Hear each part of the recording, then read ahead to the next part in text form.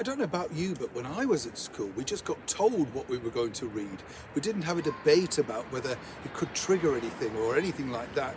And there were some marvellous stories that we were told by some splendid teachers who could really make reading and literature come alive. So once again, it comes as no surprise in this 21st century world that this particular university over here in the United Kingdom is truly going all woke. But if you were paying for that university fee, would you be happy with this?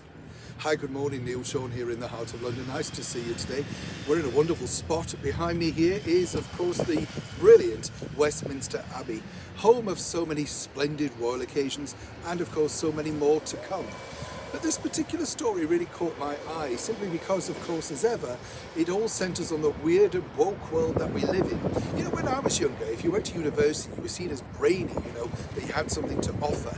And hopefully, more importantly, when you left there, you would go out into the world a better person, more sort of structured than the average Joe like myself, who obviously, I didn't have time to go to university, let me tell you. I did go to Oxford once on a bus trip, but we'll bypass that bit. It's interesting though, isn't it? Because seriously, those that went to university or higher education, they were deemed as this great hope. They're going to be running big things. But now seemingly they're more frightened than ever of literally everything. And here's why. Up at Chester University in the north of England, they've decided that they're going to issue trigger warnings on certain books because it can create difficult conversations. I beg you not, honestly. And one of the books that they're concerned about is the very first book written by the brilliant author J.K. Rowling, the Philosopher's Stone Harry Potter book. Apparently that has things in there that might trigger things that could upset people. There's also the Hunger Games and many others that they're basically saying, look, if you read them, be warned, you may be upset.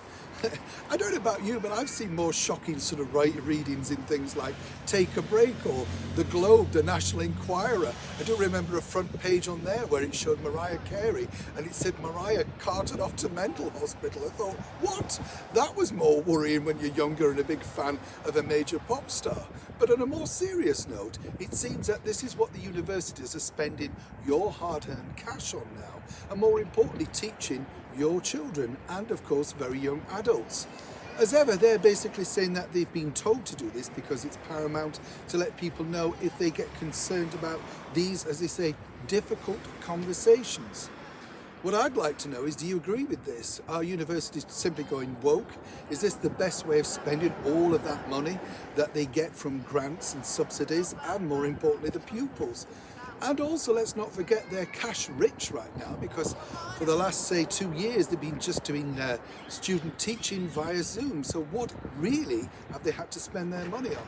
Is this now what they think is a good way of wasting lots of important revenue? As ever, I'd love to know what you think in the comments below. Would you now want to go to university in this mad woke world? Or indeed, are you glad that you went to the University of Life? Neil Sean in the very heart of London.